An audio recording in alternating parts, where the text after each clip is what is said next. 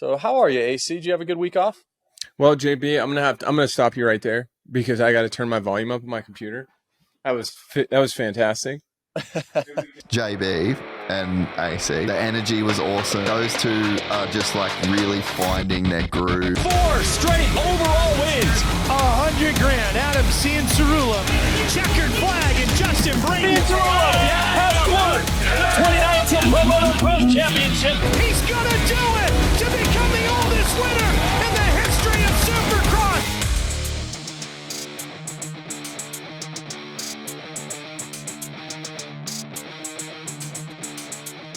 What's up, everybody? Welcome back to another episode of the AC and JB Show, Motocross and Nations edition. We also took a week off, so a lot has happened in the last couple weeks. But AC, how we doing?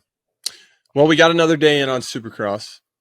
JB, I'm not sure if you saw my Instagram story, but we've had this debate all year long. I've been telling you, look, I'm never going to hit a whoop section again.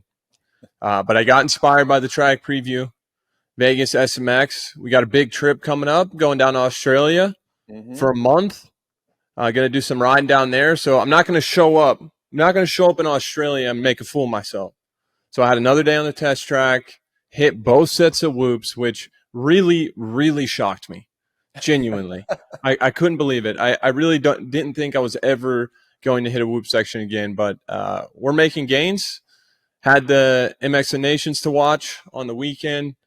Always a pleasure to see the best in the world on track together. So a lot's happening. I saw you played Quail Hollow, so that's telling me that the wrist is better. Oh, we're good. Wow. I didn't know how it would be. So I showed up cold turkey. I said to all my teammates, I said, look, I broke my wrist 4 weeks ago. I don't know how this is going to be. I could maybe hit some short irons in. Any 8-iron in, I'm going to be good. You know, make a couple putts.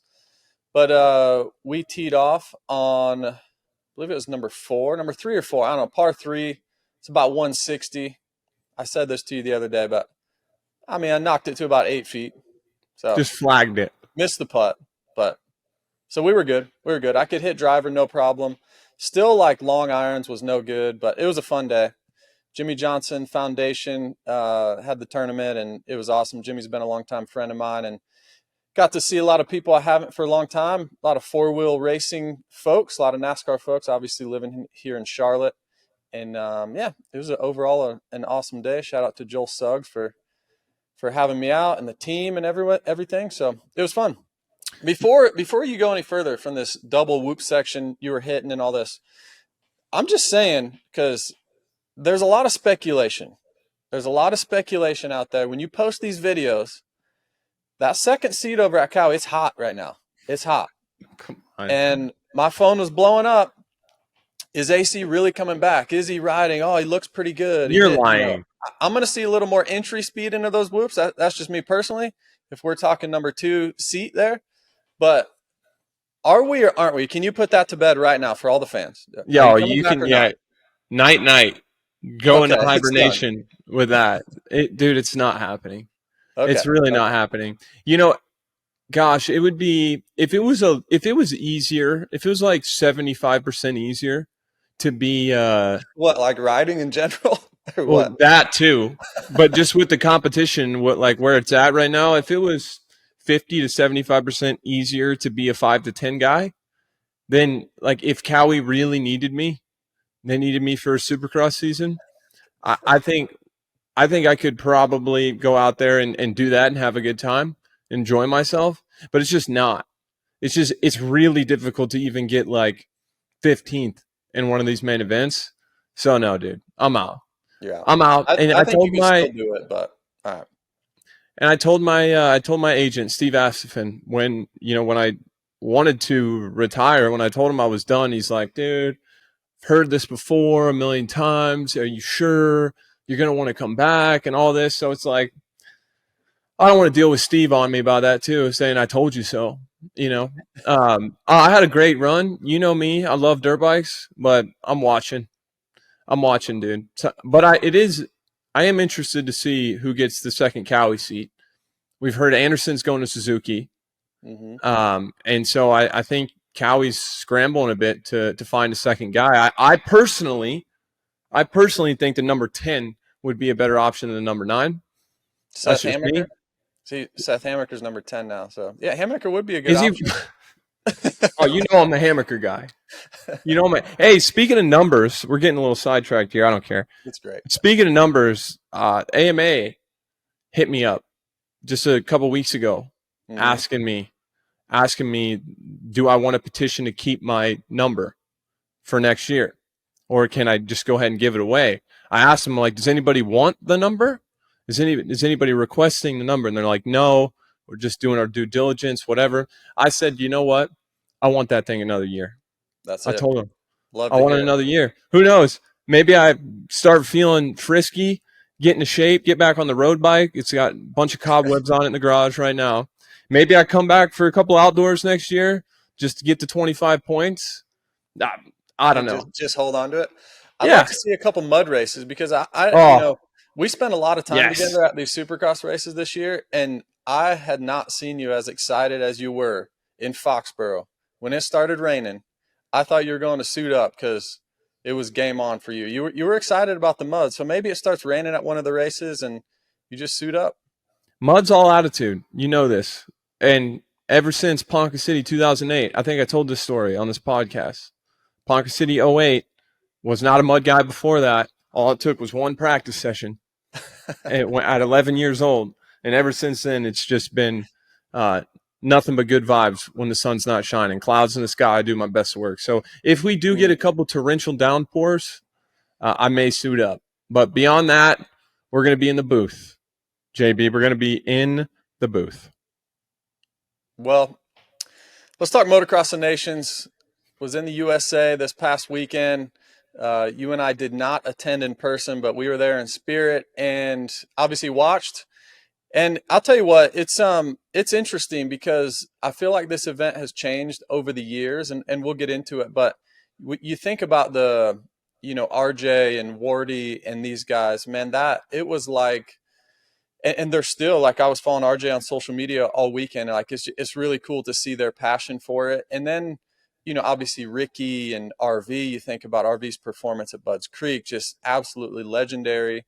Dungey had some good runs there. And then it seemed like it was, I don't know what really changed over the last, call it, 5, 6, 7 years, but I do feel like it's getting some steam again. And there was part of me that was like, man, I kind of wish I was there. Cause I went to Denver, Lakewood when it was Dungey, Kennard, and Shorty, I believe. 2010. Yep. 2010. And it was a lot of fun. There's something about there being for your country. But do you feel like there was a little lull and now it's starting to pick back up a little bit? I think so. And we can definitely debate as to why that is. I think from my standpoint, from what I've seen, talking to riders over the years that have gone, I think there's just so much emphasis, so much pressure from teams on, doing your best with the races you're contracted to do here. Of course, we have a long season, and I know in a way it's always been a long season. You talk about those guys, RJ, Jeff Ward, these legends of the past that have done so well in that event. It did, when I was growing up in amateur racing, I mean, that was such a big deal. As you said, I mean, everybody wanted to go and represent their country and do this race. And for whatever reason, the attitude kind of slowly started shifting with the riders in the States here. It started to mean less, I think. I think a lot of people looked at it as an obligation to an extent, at least more so than they did back in the day. And I'm not sure if that's because the season is getting longer, the training is harder, a lot of pressure from the teams to kind of focus on the races that you're contracted to do in the States. But you're absolutely right. The attitude has been changing in the past. And I think from a rider standpoint, what I've seen like you said, this little lull that we've been on the last probably 7 to 10 years is it's essentially career suicide in a way for the riders to not go if they're selected. So many riders in the U.S. over the years have kind of found a way to almost like blame the team, blame an injury. And a lot of times the guys just don't want to go, which I understand. And it doesn't have anything to do with like not loving your country, not wanting to represent your country.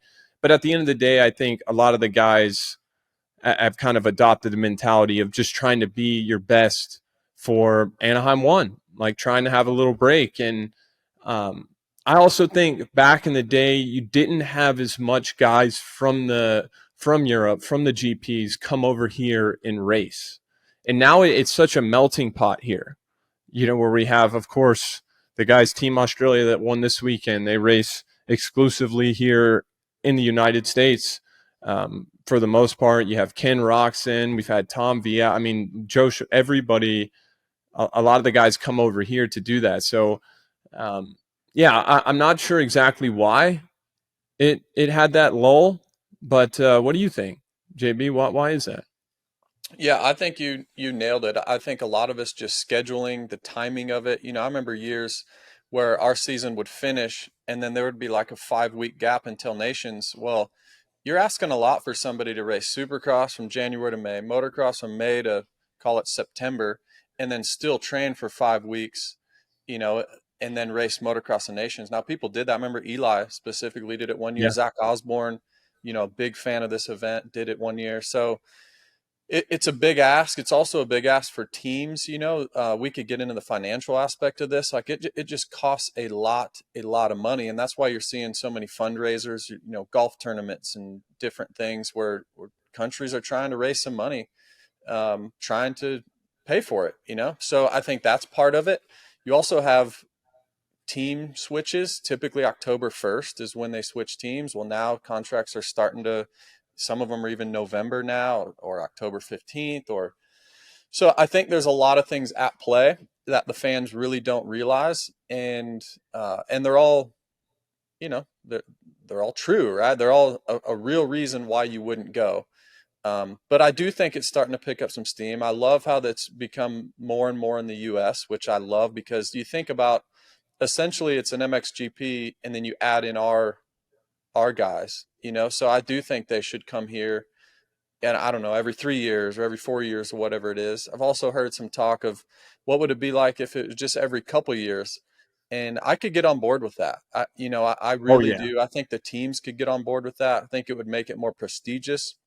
I don't think every 4 like the Olympics. The Olympics, there's a reason why it's so prestigious because we're fiending for it. Like, oh my gosh, it's been 4 years since we've seen this. Now, I think that's too much, but imagine if it was every 2 years, how special it would be for the riders. You'd also have a shorter window for a guy like Eli Tomac, whose career that has been this long. Think about only having half of those chances to go.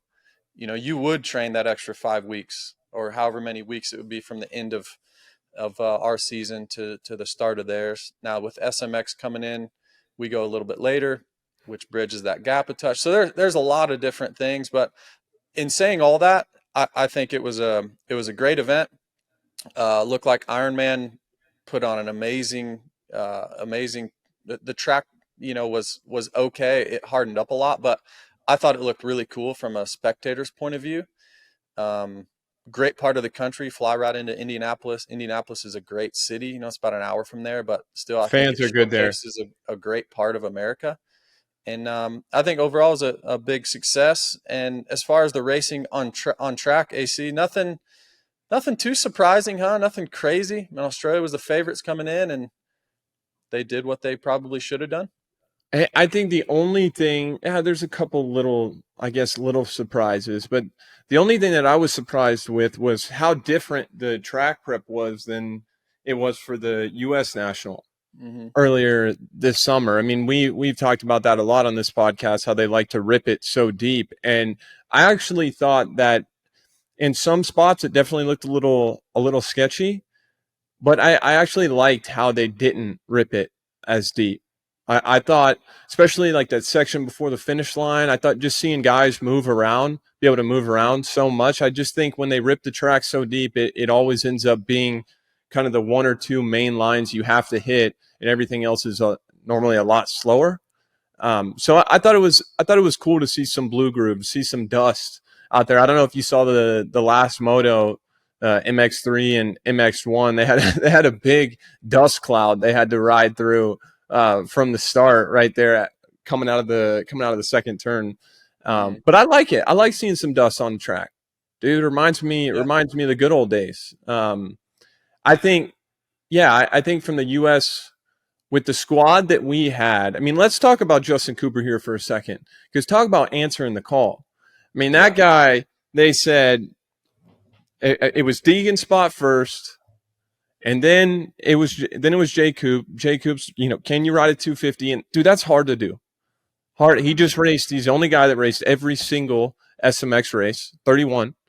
And now he's supposed to hop back on a 250, learn that bike again, go race. And then I thought, and maybe you can fill me in here. Maybe you can fill me in here, JB. If I'm wrong, I'm wrong. But I think then Deegan was back in until just this last Tuesday. And then they called Jay Coop again. And so Jay Coop essentially said yes 3 times. I mean, we should throw Justin Cooper a parade ourselves. Maybe A1 press day. I don't know. I'm spitballing. He should have his own parade. He should. Well, he should have $100,000 check for winning the regular season. I know that. At least. And then, so I think how it went down was Monday, he was told he's in. And I don't know the exact specifics. I don't know many people that do, but he was told he's in for sure at one point. Then 24 or 48 hours later, he was told, oh, sorry, you're just a reserve. So think about let's go on this emotional roller coaster with Justin Cooper for a minute. So you finish up SMX and you're like this huge deep breath of like, exhale basically of like, oh my gosh, I'm the only one to finish all 31. I had a great season. I mean, overall, he had a great season in my opinion. And then obviously Hayden does what he does in Vegas. So then immediately he's thinking, all right, I might be in. There was rumors of that night. People were talking to him, hey, are you interested? Of course he's interested. I know Cooper Webb was interested as well. So then you're like, oh, you're excited probably to be picked. You think about, as a rider, I don't know if you would, AC, but like you just think about putting on the red, white, and blue. On the gear. You get the helmet. You get everything that matches. You get all the different graphics for your bike. That's what my mind would go to. So then you get the call and you're like, yep, are you interested? Absolutely. Okay, you're in. Sweet. All right, now I got to wrap my mind around being a 250 racer again. Yeah. Wrap my mind around the pressure that's going to come with it. Okay, you go to sleep, excited, get your mind right. The next day you get told, oh, sorry, you're just a reserve. I mean, I feel like you'd go from a high to just either if you would, and I want your opinion on this, would you rather somebody call you and say you're a reserve, or would you rather call and say, hey, we're really sorry, you're out, man? Because I'd almost rather get the call of like, I'm out. Because being a reserve is just like, you're like my side chick over there. I'm sorry, but you're like the side one over there, I don't like that. That's not cool. No, I hear you. Because going into an event like that, I mean, you really do. In general, that's what's hard about having such a long schedule. We talk about it with these guys all the time, is getting your head in that kind of intense, like you have to be so locked in and so focused. And when you're so used to going to the race every Saturday, eventually you kind of have to manufacture this excitement and this motivation. And so if you're Jay Coop, after you just did 31 events, had a killer year, value through the roof, then you get to call your reserve. I mean, what does that mean? Like, do I have to be ready? You're absolutely right. I would rather just be like, dude, you're out. And then if I'm Jay Coop, like I said last week, shut the blinds, lock the doors. Like I'm not leaving my house for multiple weeks. But yeah, he was kind of left in that state of limbo. But I don't think we talk about it enough. And I talked about this a couple years ago when Ty Masterpool went from a 450 to Mitch Payton's 250 team a couple days before the first national at Fox Raceway. It's so difficult. And maybe this is just me, because I've never been a guy that's even coming through amateurs when you're riding at that awkward age where you're riding a 65 and an 85 or things like it's riding, getting used to a 250 after being on a 450, and Jay Coop's a smaller dude, you have to ride the bikes completely different, dude. Like completely different. The feel off the start is completely different. So I honestly think he did an unreal job. I really did. He wasn't that far off DeWolf. Some of the other 250 guys that had a good ride, I thought he did a great job answering the call. And in general, you know, Justin, he didn't win any championships this year, but if there was like a Rider of the Year award, or you know how F1 does the Driver of the Day every weekend, if we had like a Rider of the Year and the fans had to vote, I'm putting Jay Coop up there for sure, because the dude just answered the call all year long. He showed up, and I thought that you couldn't expect much more than what he was able to do. No, and then, you know, being told you're a reserve, and then being, you know, then Hayden shows up and rides and not able to ride. So then you're back in, and then you're excited, but it would have been hard to ride that roller coaster of emotions. So then to get focused back in and to go 10-10, yeah, could he have been better? Maybe. Would Hayden have been better? Probably, because he's a 250 rider, right? So Totally. I 100% agree with you. I think it's great that he answered the call, and he went there for our country and performed, you know, fairly well under the circumstances. And I agree with you, man. I come from arena cross where you race 125 and 250. I don't know if you know what those things are, but we raced them in the same night. That's crazy. And it was really, really difficult. But now I think it's even harder, because those bikes were closer, in my opinion, than a 250 and a 450 nowadays, because just the weight and the inertia and stuff of a 450, you got to ride it so much different. So yeah, shout out Justin Cooper, solid day. And then obviously RJ Hampshire, man, we praised him all summer. We had him on the show. I love RJ. He's a great dude. And when he was in second in that first moto, I'm thinking, man, he's solid. Unreal. And then it just unfortunately unraveled. Now, we did hear that he had an injury coming in, so shout out for him to even lining up, which doesn't surprise me. Me that he's still lining up, because that's just RJ. But I'm sure he's bummed. But shout out for him answering the call as well. And he was the right guy for that job, and just unfortunately didn't have his best day. Well, I think one, and I was on X, formerly Twitter. I still call it Twitter. Sorry, Elon. Same. But I was on Twitter kind of defending RJ a bit.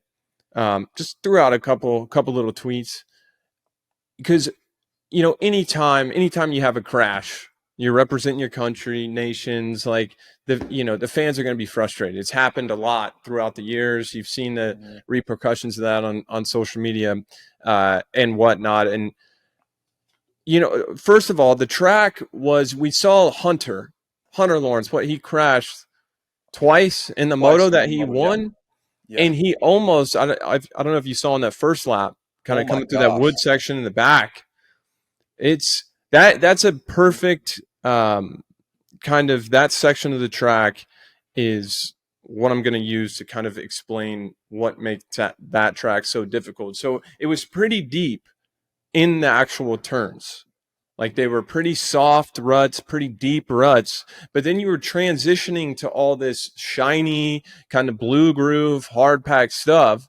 And so trying to manage the power, especially on a 450, coming out of those ruts and then getting onto the hard pack, it is so easy. I mean, we saw so many mistakes. Kenny never makes mistakes, dude.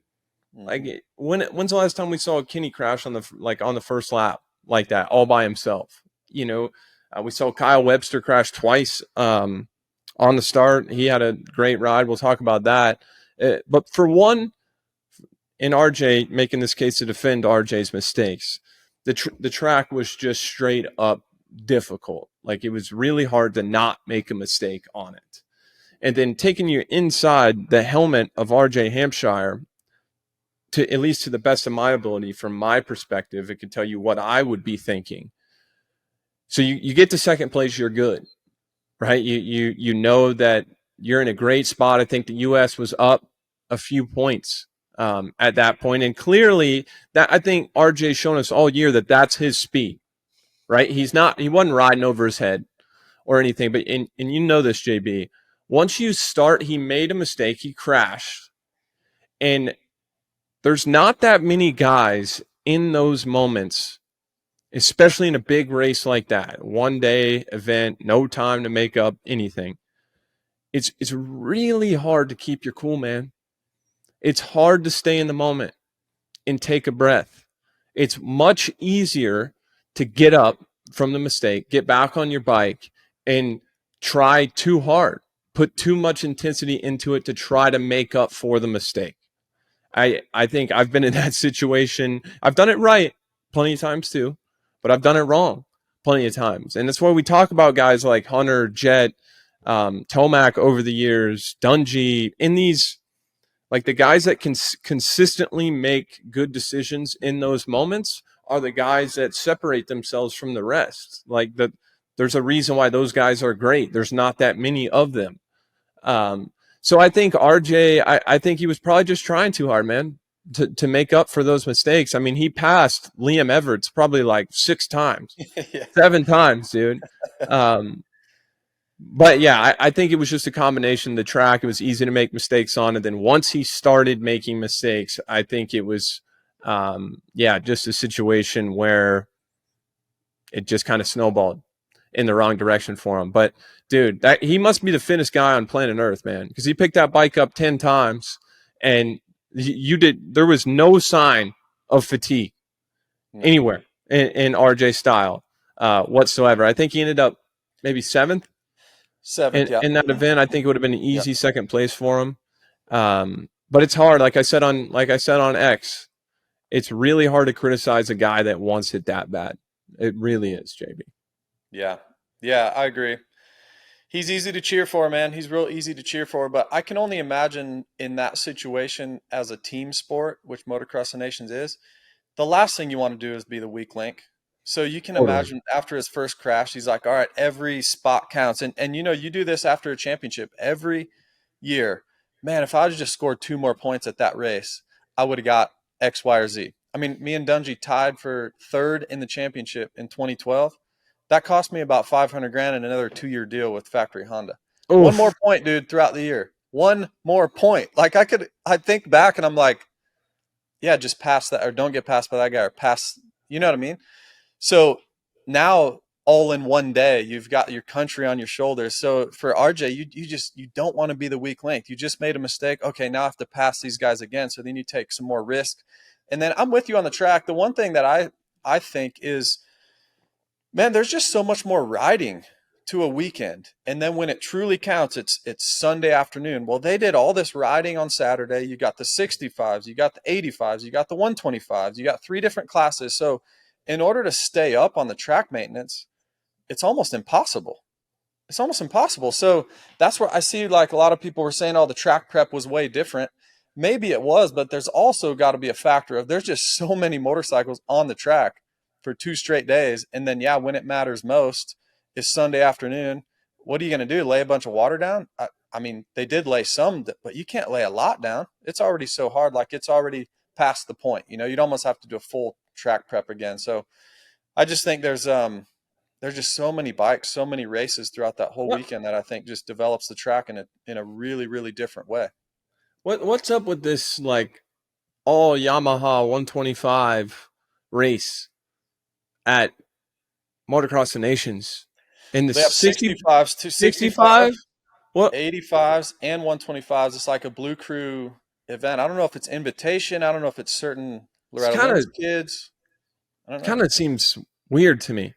And they raced on Sunday, right? Yeah, so I believe the 125s raced on Sunday morning as well. And yeah, man, just so many bikes on the track. Great opportunity for the kids, but yeah, it's a lot for these track builders and track maintenance folks to get out there and truly make for an awesome track on Sunday afternoon when it matters most. I mean, you know, we've done local races our whole life and raced all around the world ourselves, and know that just when you have so many bikes on the track for that long, for multiple days, it's a tough task to keep some moisture in the ground.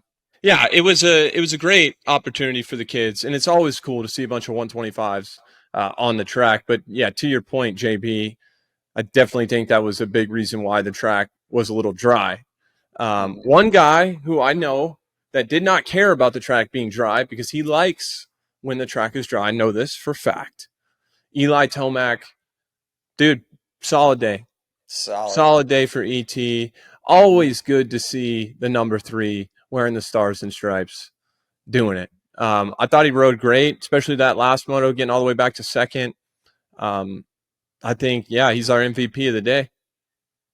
Number 4 on the day, though. What did you think of the 4 on his bike? It looked a little weird. It looked weird. Yeah. Yeah, it did. It really did. Did we honestly, with the team that we had, all unbelievable riders? I've been paying attention to social media a little bit. I mean, hypotheticals are worth nothing really. But say we did have a healthy Deegan, a healthy Sexton. What are the odds that the results change? Because I think everybody knows right now. I mean, Jet, Hunter, Kyle Webster has gotten. We could talk about him because you know him a lot better than I do. He's gotten a lot better. He rode really well too. But Hunter and Jet, I mean, they're just where they're at right now. Team Australia, I think, is going to be the favorite going in for a long time. Yep. So, I mean, what are the odds? What are the odds that we actually can go and win that thing if we had Deegs and Sexton? I mean, it's a great debate. It's an awesome debate. I think everyone's going to have a little different opinion. The only thing you can go off of is, look, obviously Chase is better than RJ, and Deegan is better than J Coop. There's no doubt about that. Now, then when you go face off with head to head with Australia, you think about Jet versus Eli. Jet's going to get the nod, which he did this weekend as well. Eli did beat him in that last moto, so there's always that we can talk about. But then I think the biggest factor where we have to look, well, a couple, the 250 class. You have that's where you make up so many points. And could Hayden have gotten a better start? Now, Hayden hasn't been a great starter statistically throughout his career. Now, can he get a great start with the 450s on that start? Man, I mean, maybe. You never know about Hayden, but can he pass dudes? There's no doubt about that. Oh, yeah. So does he go better than 10-10? He goes better than 10-10, but is it 5-5, something like that? Would have been a spectacular day because 250s weren't really up there in the mix like we've seen in some tracks in years past. But I think where it gets more interesting is Chase Sexton in that open division. Can he beat Hunter? And I think that's where all the debate lands, in my opinion, because 12 months ago, I would say yes. Yeah. Today, I mean, it's so hard to say. It's so difficult to say. Chase on his best day, no doubt. No doubt. I agree. But Hunter Chase, has you just never quite know. So I think that's where the debate lies, in my opinion. AC is where could Chase get a win and Deegs gets a 5th? Man, then we're in business because we lost by 14 points. That's a lot. That's a lot of points. Dude. It's a lot of points, but there is a clear path. I think we would have to have a spectacular, amazing day, and we're going to have to in the next, 5 or 6 years. We're going to have a very, very great day to beat Australia. Well, that's the thing, and I think you hit the nail on the head with Sexton and Hunter Lawrence. I think it's so difficult. These guys are, of course, the 1% of the 1% of the 1%. But I would say on any given day, Hunter Lawrence can beat Chase. But I think right now, absolute best for Hunter, absolute best for Chase. So far, right now, I give the nod to Chase. But here's the thing: Hunter starts way more consistent. Hunter starts are way more consistent, and he did make a couple mistakes this weekend, crashed a couple times. Track was difficult, but you don't never see that out of Hunter either. He's so calculated. So I almost feel for one event, like Hunter, I think still is a little more reliable. Like, he's going to be, he might not win, but he's definitely not going to be worse than 4th or worse than 3rd. Where Chase, it's a little bit more wreckers or checkers still, I think, if you're comparing the two. But yeah, all hypotheticals. One guy that we haven't talked about so far, Joe Shimoda on a 450, that was probably what I was most excited to see about the weekend. He did get a little tired in that last race. JB, I could see it. I could see the muscle fatigue, and I remember when you first hop up on that big dog. It's a lot to handle for 230 plus twos. But I thought Joe did an amazing job, but it really wasn't much of a surprise. I think you watch Joe ride on a 250 and you know his style is going to suit the 450 even better. I think if anything, there's a couple spots on the track you can tell that he doesn't quite have that 450 strength yet, but he's not supposed to either. So I thought he did a great job kind of riding within himself, and I really do think we're already starting to see. We talked about it a lot through the playoffs. I think we're already starting to see Joe kind of believe in himself more too. He wasn't reading jerseys when he was up front there. He looked like he thought he belonged there. And that's scary for the rest of the 250 guys. Going into 26, he looked good. I think if I'm a 450 team here in the States, I'm Just I'm throwing talking to money. Joe and his agent. Like, hey, when are you signed till? I mean, when's your contract up?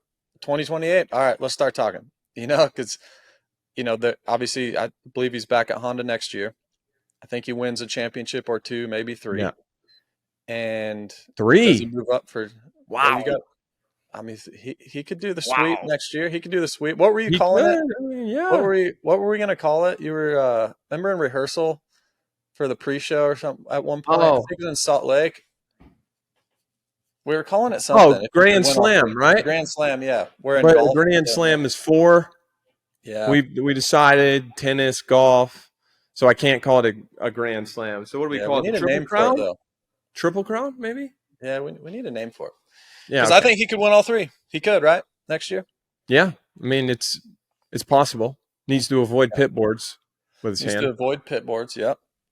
That's about the only thing. And he's going to be great on a 450.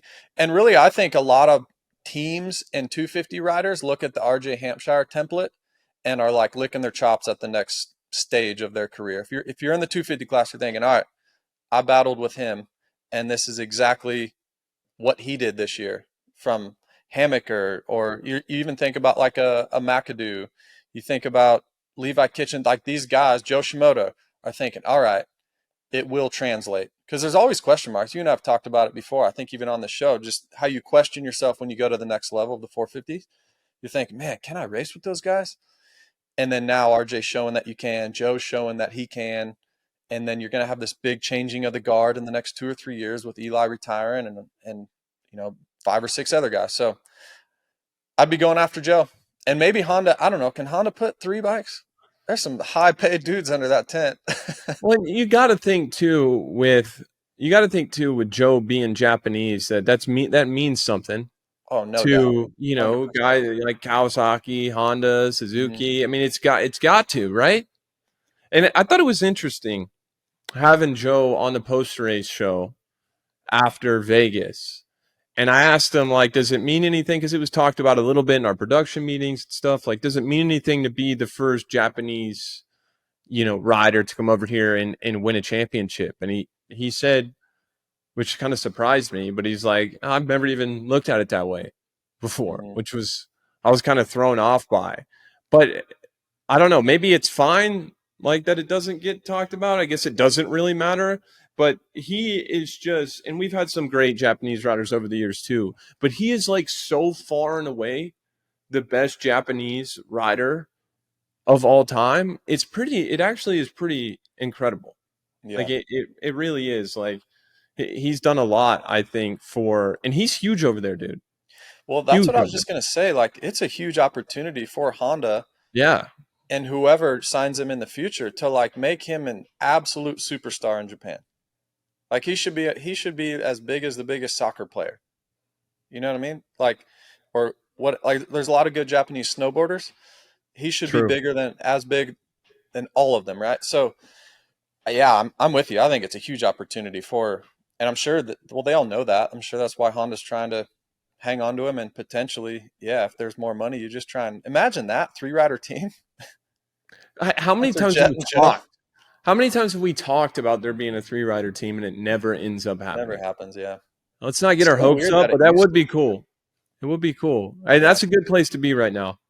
Honda, everything they got going on over there is just dialed in. I was explaining it. Ashley and I, we were watching the race, and she was like, what makes Jet? Like, what makes him so good? And, there's a lot of different ways you can go with that answer, but it's just like, have you ever seen in talking about Honda too, it's just a complete program. There's no holes anywhere. It's every little thing is done right. And so if you're a guy like Joe, I mean, I think I would probably stay at Honda for less money. Yeah. Maybe higher bonuses, right? Mhm. I mean, we're talking in hypotheticals here. Joe's still got another year in the 250 class, but that'll be a fun storyline to watch going forward. Yeah, let's transition. Let's praise Honda a little bit because obviously Jet and Hunter, we'll get to them. But how about Kyle Webster and them just saying, hey, so little history on Kyle Webster. He's a 2-time 450 motocross champion in Australia. I've spent a lot of time with him. He races for Yuriv Konski and that group over there. And I was teammates with him for several years and got to know him really well. And I would challenge him against anybody as the nicest dude on the planet. Like, he is just a great kid. He's easy to cheer for. He's so respectful. Like, I can't praise Kyle Webster enough. But how about Honda just saying, hey, Yuriv, we got it. You don't have to ship bikes or anything. We're going to have him over here at our facility, or at the Dog Pound, which is Hunter and Jet's facility, and we're going to supply him with a factory motorcycle. Hey, Kyle, here's Chance Hymas's bike, or here's Joe Shimoda's bike. Here, you got 4 weeks to prepare, 6 weeks to prepare, and we're going to do everything for you. I mean, what other team does that? What other team does that? They don't. It's so cool. Yeah. Yeah.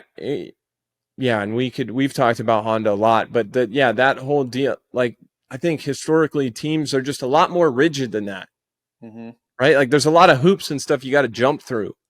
But I think it starts with Lars too. Like, he's a mechanic for a long time. He's just always related, I think, to the mind of a rider, and I think that's kind of what he operates everything from, and it's very, very evident.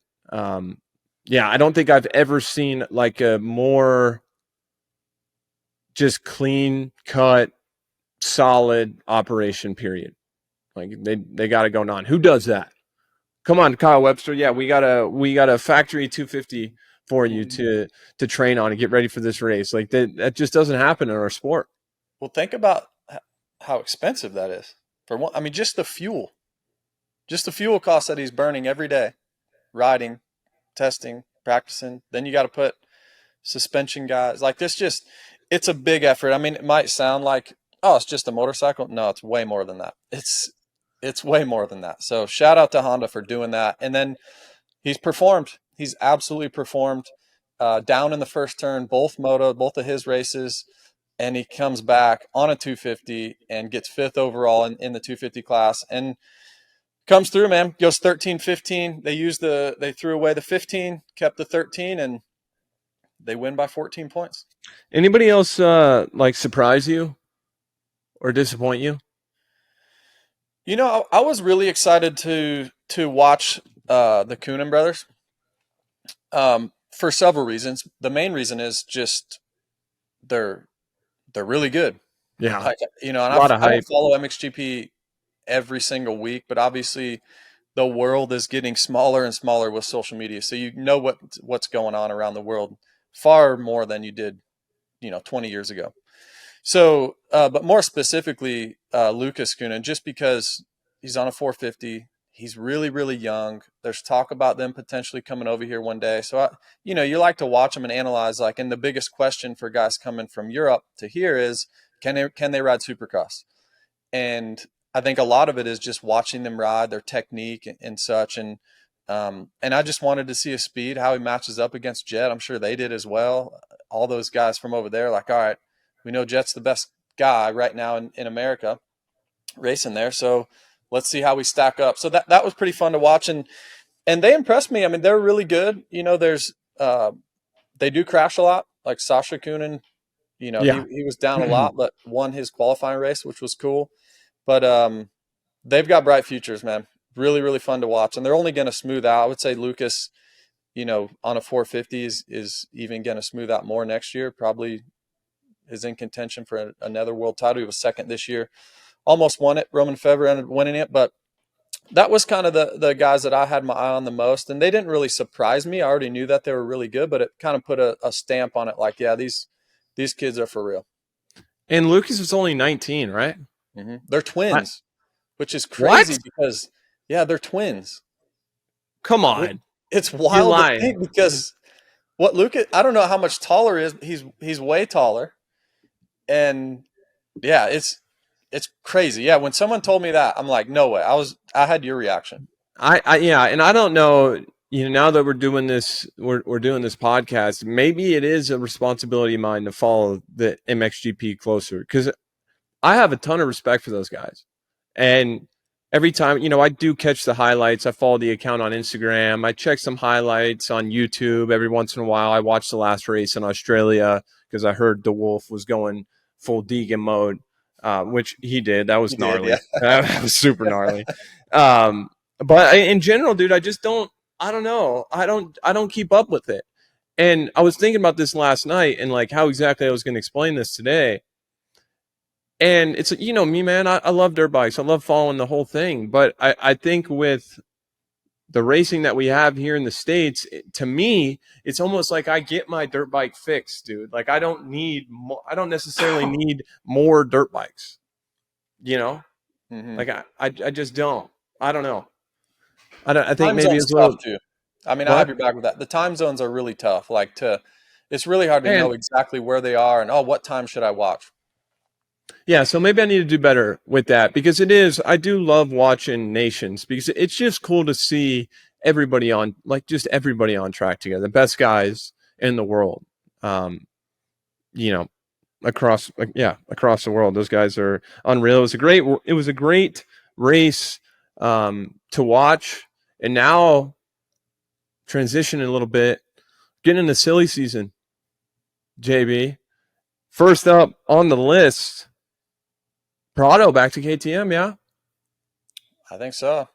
That's what we're hearing? Sounds like it's happening, which I love that move, by the way, because that's going to give him his best chance to show us what he really has, and that's ultimately what we all want. Or I don't know, I'm speaking for myself, I guess, but that's what I want. I want to see the best version of Jorge Prado. Again, the move, the boldness to come over here, a lot of respect for that. 100%. Didn't like the way he handled this year. A lot of people didn't. So he's got some rebuilding to do from a professional standpoint, from a fan's standpoint.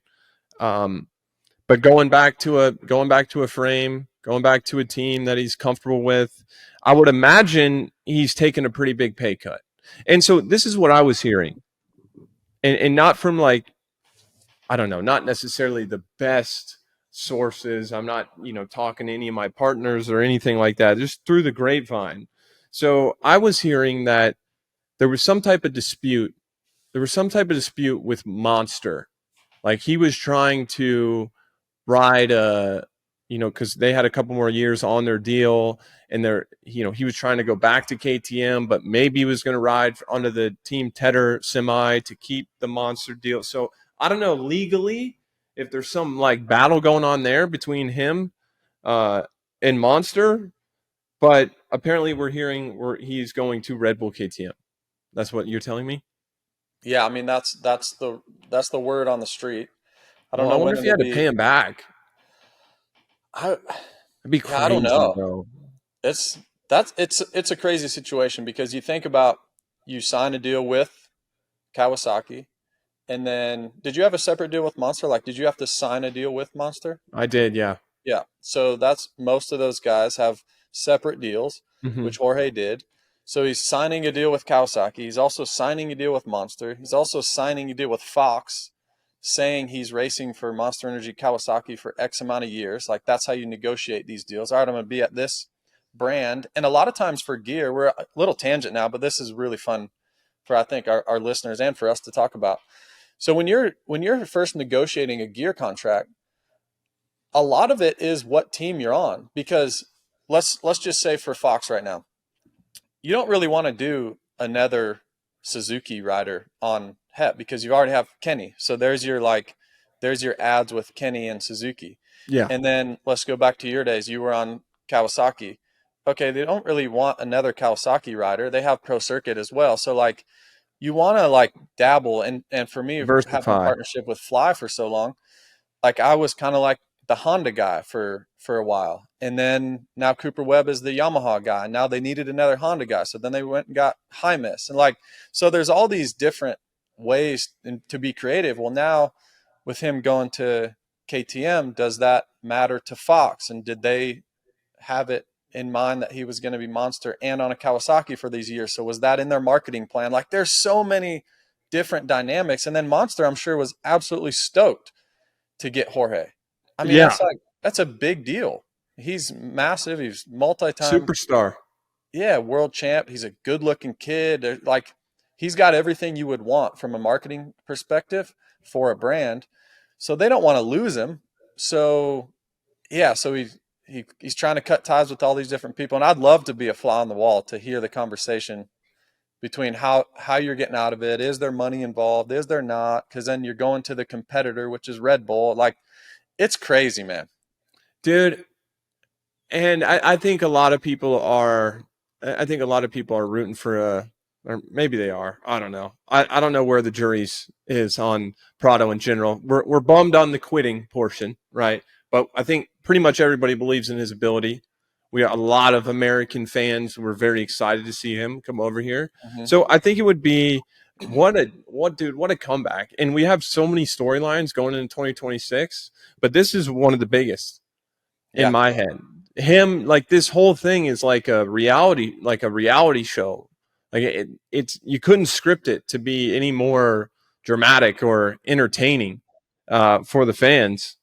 So I'm interested to see, Jorge.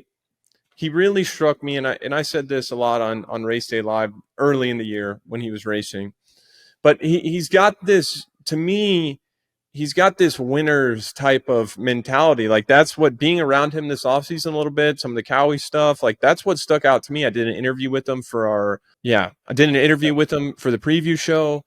And this optimistic, almost, I don't want to say delusional because I understand believing in yourself because he has done so well, but he gives me that type of feel that he just no matter what will just always believe in himself and his ability to get it done. And I think in general that works out. That helps people a lot more than it hurts people. When you have that, I think the universe responds well to just belief no matter what. I'll be interested to see if this changes any of that. Like, does it give him a big chip on his shoulder? Like, is he gonna go do well next year and start popping off, going, hey, Deegan style, or will he just be himself all the way through it? So yeah, that's one of the biggest storylines I'm looking for going into next year. And that it'd be really easy to get a chip on your shoulder in his spot right now. You want to come back and shut everybody up, show him you can do it. He's definitely got some people rooting against him, but a lot of people rooting for him too for the comeback. It's going to be good. Yeah, I think that's where this move comes from, is the chip on your shoulder, which I'm with you. Yeah, I mean, as a champion, you have to have that. That's the only way you come here and beat guys like Jet Lawrence or Chase Sexton or Eli Tomac, is to have that belief. And he wouldn't have got on an airplane to come over here to race if he didn't have that belief. But then some of it was, man, I just think it was a little bit far-fetched. I don't know if he underestimated just the move and the transition over here and all the lifestyle changes. And then I think the number one thing is just we race Supercross first. That's the first thing you line up for in January, Supercross. And he needed to get through that health, and he didn't. And then that set him, his back was up against the wall from that point forward. Now moving on, let's just say he signs with Red Bull KTM. He's still got to get through 17 Supercrosses. And I think putting your ego at check, he's just going to have to. There's just no other way to do it rather than leave your ego at the door and go there and get a lot of 5 to 10s and get a lot of experience and maybe get a couple, top fives here and there, and come to motocross and do his thing, get good starts, be comfortable on the bike. And I love this move simply for just what I said earlier. We want to see the best version of him. And I think even a guy like Jed or Hunter or Chase, like, they want to race the best version of Jorge. They don't want to race this version of, giving up and not being comfortable with the bike. So I think it's an awesome opportunity for us fans over here and worldwide to see, because I actually listened to, forget who it was. It was an MXGP rider there, because I heard there was a lot of talk this weekend in the paddock, just of like, hey, what do you make of Jorge? And I did hear one interview, like, this rider was like, man, I'm telling you, I've been around Jorge a lot, and he can challenge at the front. Like, he can challenge Jet. He's that good.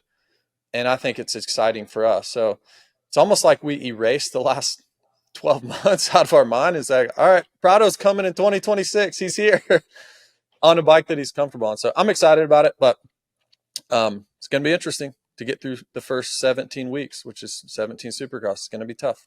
The hardest thing is going to be the ego thing, and not coming out and getting ahead of yourself. Like, he wants to go out there and make a statement, and you're not going to go out and make a statement by getting those 5 to 10. We talked about it a lot. You don't get a lot of TV. There's not a lot going on back there. You don't get a lot of TV time. You're not going to be getting a lot of pats on the back, but I think that's what he's got to do.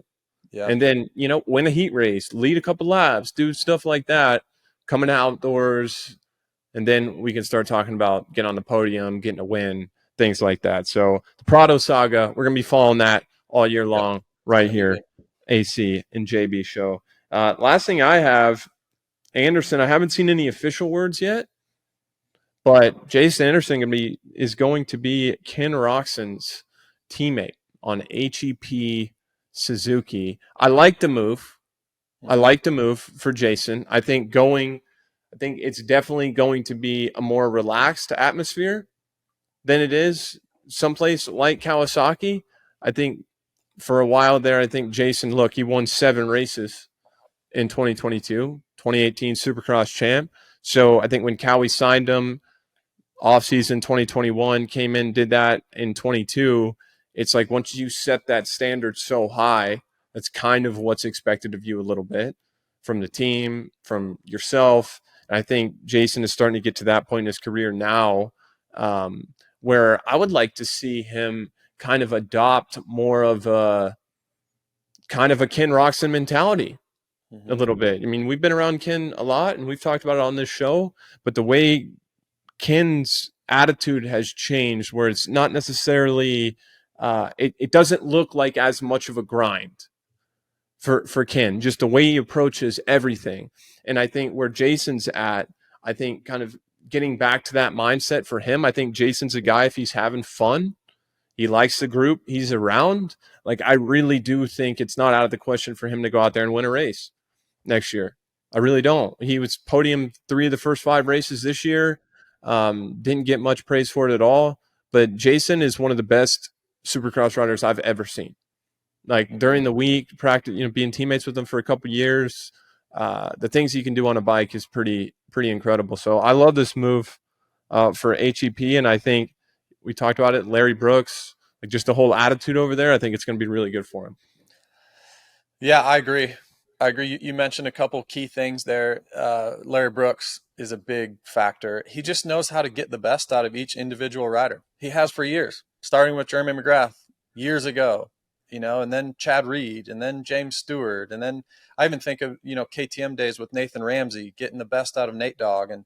And now he's doing it with Ken Roczen. And he's just got a way about him. He's a type of head coach in the NFL that you just want to play for. You want to ride for Larry Brooks. And we've got a few of those in and amongst our pits. And so I think Jason's going to gel really well with him. I think there's a respect level when you walk in the door for Larry. The first test day, you're going to have a lot of respect for the guy, whatever he says. And then I think the second thing it comes down to is just how motivated is Jason. And if he's motivated, he's going to be dangerous. I think he's on the podium multiple times. I'm with you. I think he could potentially win a race if he's motivated. And it just adds another guy, another guy to the mix. One thing, though, how about the team, man? they're a high level, A-level team. You think about the years of Seven Deuce Deuce and Alex Ray, and they've clawed their way up now to they hired Larry Brooks, and they've got Ken Roxon, and now they signed Jason Anderson. I mean, look, 6 or 7 years ago, a high level, $1 million factory rider, you weren't looking at HEP. You just weren't. And now you have to. You absolutely have to with Larry Brooks at the helm there. I mean, I think it's a great move, and they're lining up with 2 legit guys that can win on any given night. It's pretty cool. And I think Suzuki needs to give our boy Ken Roxon stake in the company. 100%. Like I'm thinking big time stock options, dude. Yes. Because I look back and you think, of course, of the dominant champions we've had in their sport and whatever brand they were on, they did a lot for the brand. But Ken's effect on Suzuki and racing, I mean, they were essentially out of the sport, man. Mm-hmm. Like they hadn't updated their bike in forever.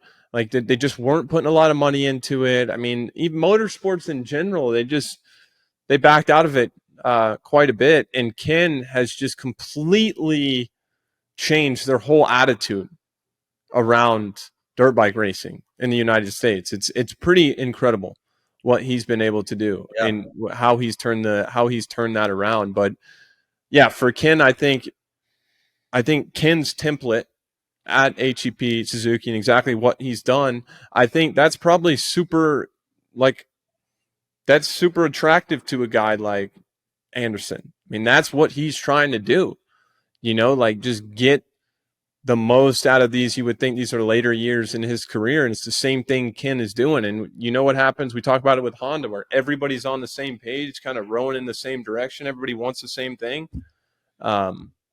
Yeah, I agree, dude. I think it could be a sneaky signing. I think this is kind of the year where, Jason had to take some time off, and we haven't seen him. Beginning of the year, he was pretty good, and then it was kind of a slow drop off, and there's been a lot going on. We haven't really been talking about him at all. I think he's going to come in super under the radar. I think he's going to do really well. Yeah, I like it. It's going to be fun to watch. And I think, like I said, the biggest thing is just the motivation. Yeah. And you've lived it. I've lived it. Is how eager are you to wake up and get to the track with the group of people that are around you? Totally. And the years where you're just eager, you can't wait to get to the track. You can't wait to fly to the race. I think it's all the difference. It's all the difference. And we're seeing that with Ken, and I think we're going to see that with Jason. So 100%. What's going on next couple of weeks for you, JB? Where you going to? Stuff, man. We've got some fun stuff. So I actually leave for Australia tomorrow. Okay.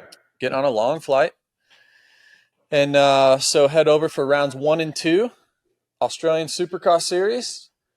And then fly back home for about a week and a half. And then I'll meet you over in Sydney.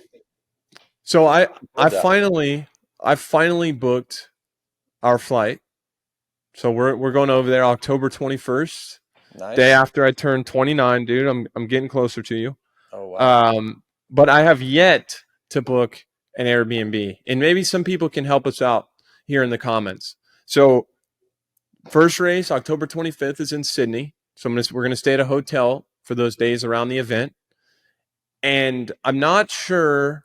I was kind of looking at Airbnbs there on the kind of the Gold Coast near Sydney. I don't know how long I want to stay there for. Because our Australian fans they're gonna tear you up over that. The Gold Coast is not near Sydney. It's not? We're gonna call you out on that. What? It's not what near do you Sydney. mean? It's just south of Brisbane. And look, I mean, you're look into your lens right now and look at me. You're looking at the Australian travel agent of the decade. I'll get you travel plans, and I can lay it out for you all right here, live on the podcast. I would love that. JB show. And if anyone from Australia has an issue with my travel plans, hit us up in the comments. So I think you go to Sydney, we have a great time. Then you go spend a little time on Byron Bay. Okay, where is this? Far away. Byron Bay. Far? I actually have a place where Paige and I stayed last year. It's like a little, 2-bedroom place, literally on the water. It's amazing. I'll send that to you when we get off. Yep. And then you go up to Look, I'm sure a lot of our viewers love the Gold Coast.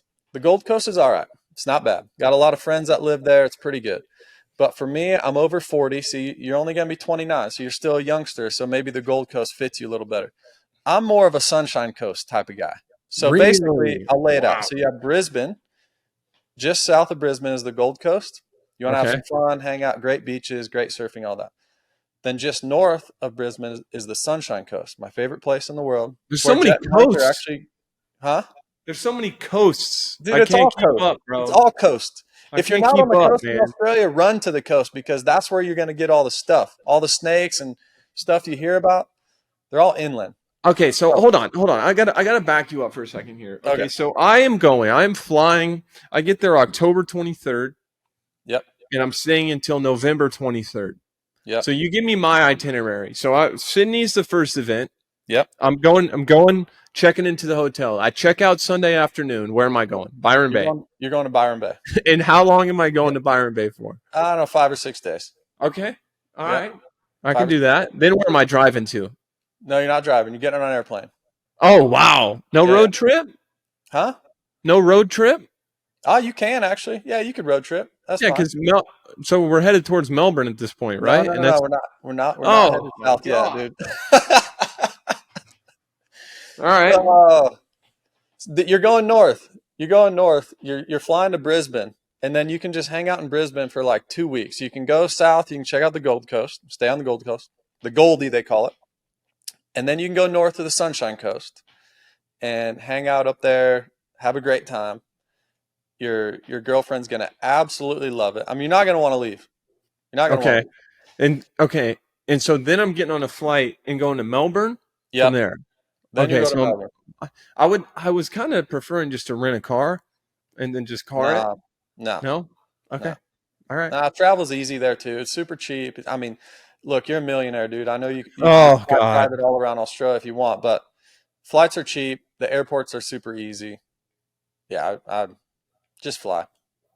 I'm road tripping it. I don't care what you say, man. But that being said, if anybody watches this podcast, because we do have a lot of viewers in Australia, if you guys got any Airbnb recommendations for me, I would love that. I would love that, dude. Because I was looking, and there are a lot of great options. Oh yeah. Still have a tab open on my computer, and I've got like 15 saved.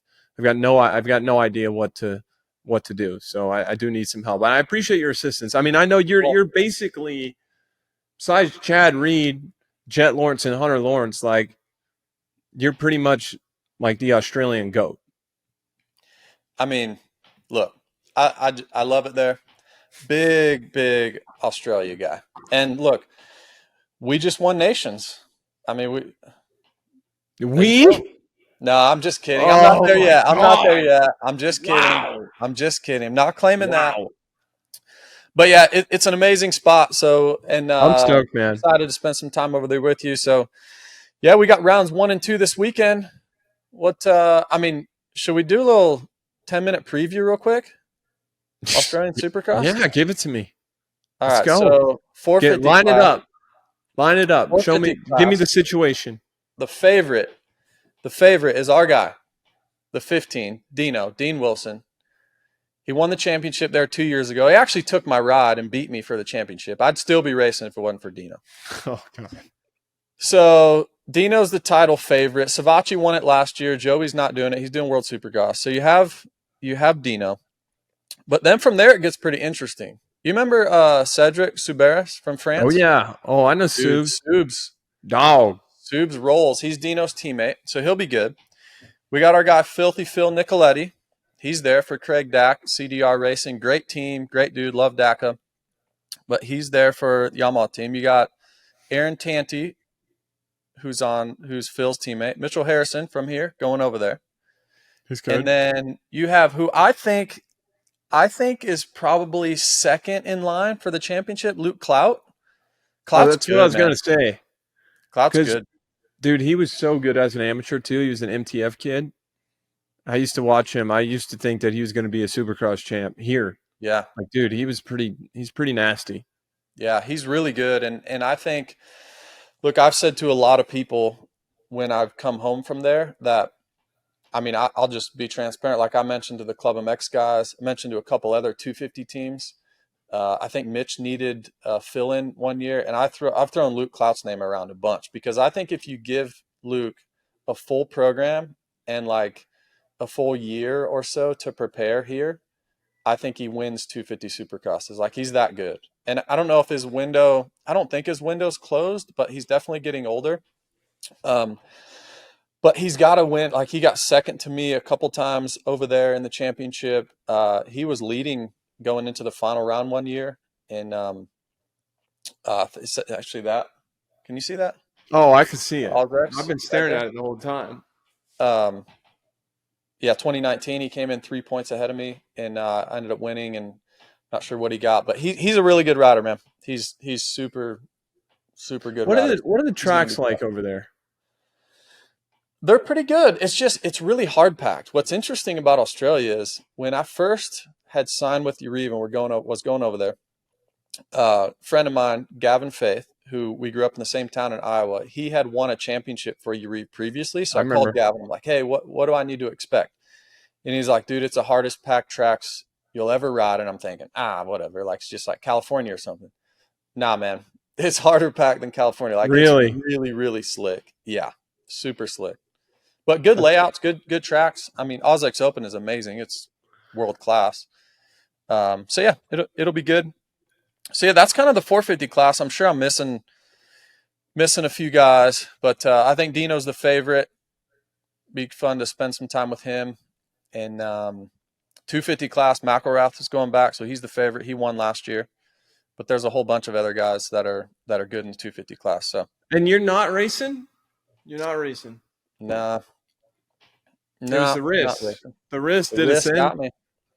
Yeah. Because you were going to do all of them, right? I was thinking about doing all of them. Yeah. Thinking about it. Thinking about it, dude. Yeah.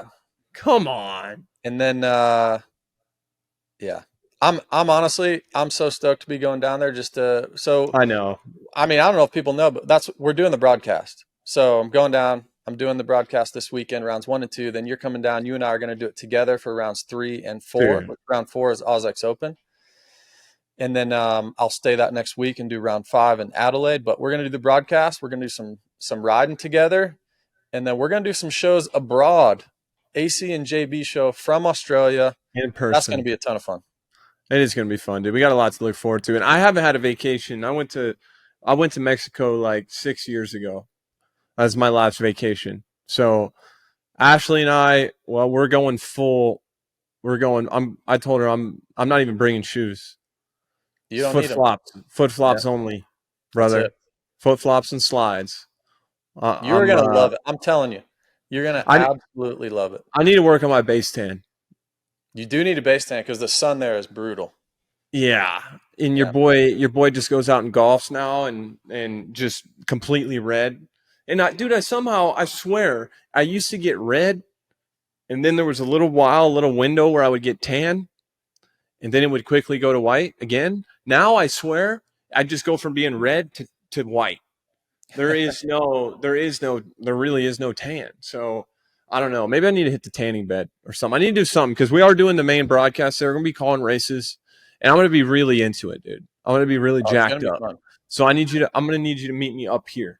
We're gonna be calling it like you see some of those the Spanish broadcasts for soccer and stuff like that, just freaking out. That's you and I. We're gonna be talking crazy. I'm looking forward to it, Jamie. It's gonna be fun. Lot to look forward to. So for all you folks out there, be sure to look for some abroad shows from the AC and JB show. We'll be bringing it. All off season long. Appreciate you guys. Thanks for stopping by. Thanks for listening. Justin, you're awesome, dude. I'll see you soon. See you, dude. Later.